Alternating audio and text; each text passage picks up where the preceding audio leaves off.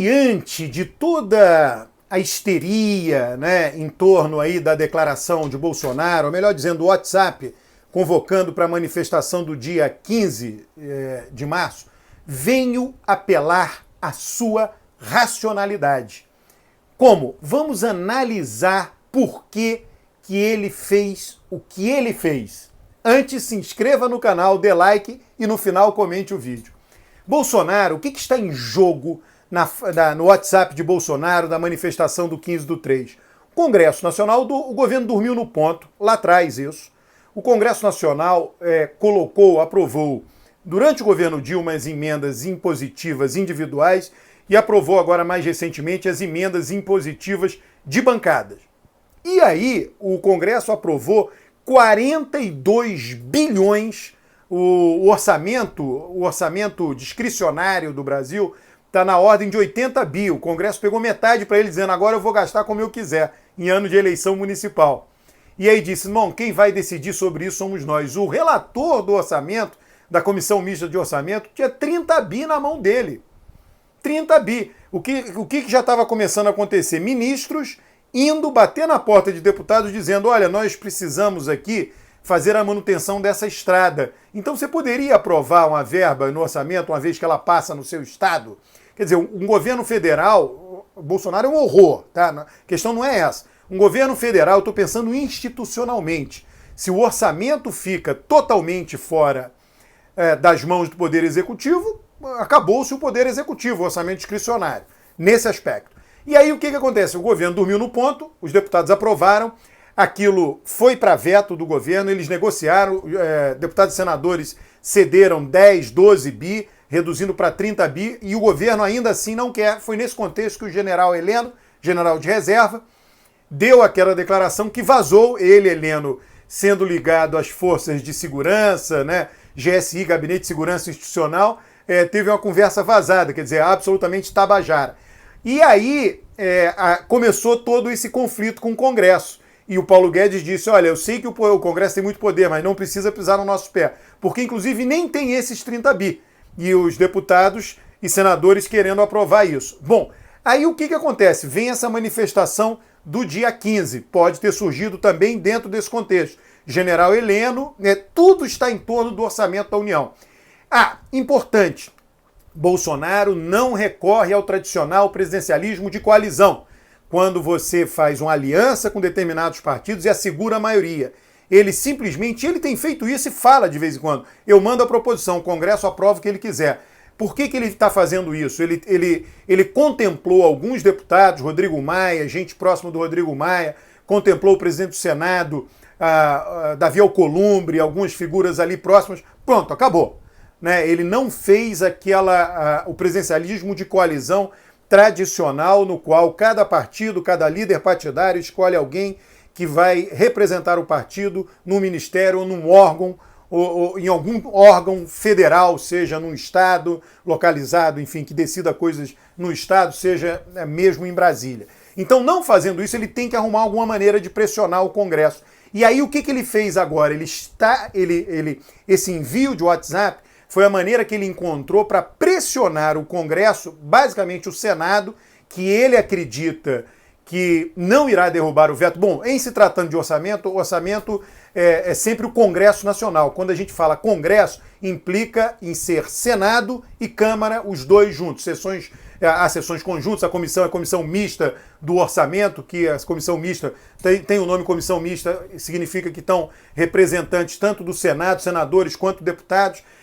Então, o veto tem que ser votado nas duas casas separadamente. Se o Senado não derruba o veto e a Câmara derruba o veto é mantido. Então, o Bolsonaro está tentando contar com o Senado para que o veto aos 30 bi não seja derrubado. E aí, o que ele está fazendo? Fez uma leitura que a única maneira dele enfrentar os legisladores, nesse caso, senadores e deputados, é por meio da pressão das ruas, dizendo, olha, senador e deputado tem medo das ruas, então eu vou botar as ruas contra eles. E aí ele fez isso. A cartada de Bolsonaro é muito arriscada, muito fora do tom, vai muito além dos 30 bi do orçamento, ele não sentou na mesa para negociar, para ver o que cada senador, e resolveu bater de frente com senadores e deputados. É difícil dizer o que vai acontecer.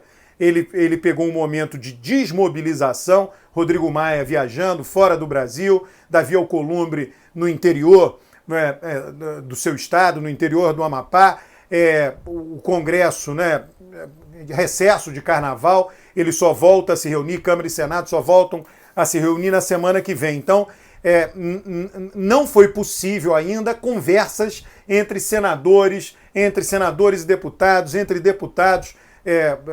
Quarta-feira de cinzas, quer dizer, algo muito, muito difícil qualquer tipo de mobilização, por mais urgente, inclusive, que os políticos considerem. Então, o que nós estamos vendo é isso, é uma disputa de alguém que não tem articulação parlamentar, de alguém que não formou maioria da maneira tradicional com que se formava a maioria no Brasil e está tentando pressionar, errou completamente a mão, então as reações são muito graves. Uma coisa é você não fazer nada e usar uma pressão dessa, outra coisa é o histórico de Bolsonaro, e aí vem uma pressão dessa. Então ele pode ter errado a mão, pode ser que ele receba o troco do Senado e da Câmara. O Senado hoje é muito mais conservador que a Câmara dos Deputados, por isso que Bolsonaro achava que ele estava próximo de uma maioria para manter o veto nesse aspecto orçamentário, mas não é nada garantido. Fernando Henrique reagiu, os ex-presidentes estão aí conversando entre eles para verem se assinam conjuntamente uma nota. Já 2 semanas atrás, 20 governadores assinaram uma nota dura contra o governo federal. Então, o governo está, sim, correndo o risco de ficar cada vez mais isolado. Ele pode, com este movimento, eventualmente vencer nessa disputa com relação aos 30 bi do orçamento, mas pode ser, como se diz, uma vitória de Pirro. Pirro foi um general romano que venceu uma guerra, mas todo o seu exército morreu, inclusive ele.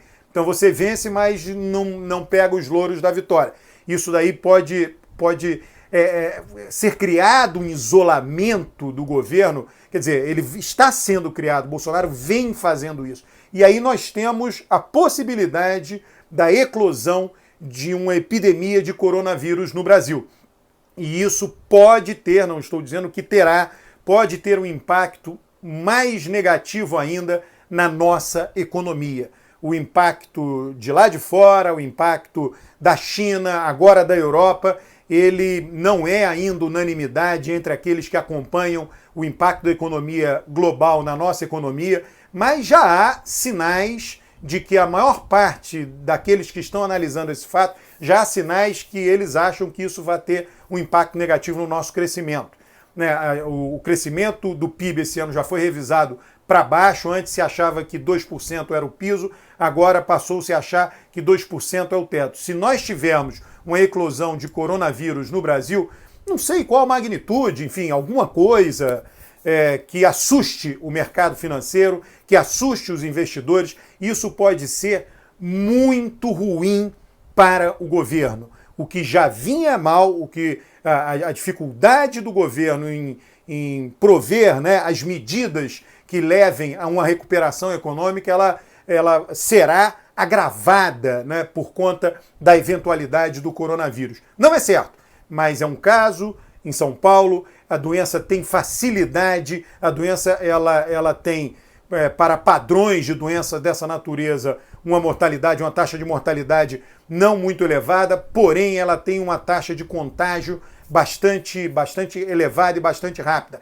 A China é uma ditadura, eles conseguiram, 500 milhões de pessoas isolar, fazer uma quarentena em cidades inteiras. Eu acho isso muito improvável no Brasil. Você fazer uma quarentena numa cidade inteira do Brasil. Estradas, não sair, automóveis, ônibus, transporte, é muito difícil. Em democracias isso é mais difícil do que em ditaduras, como é o caso da China.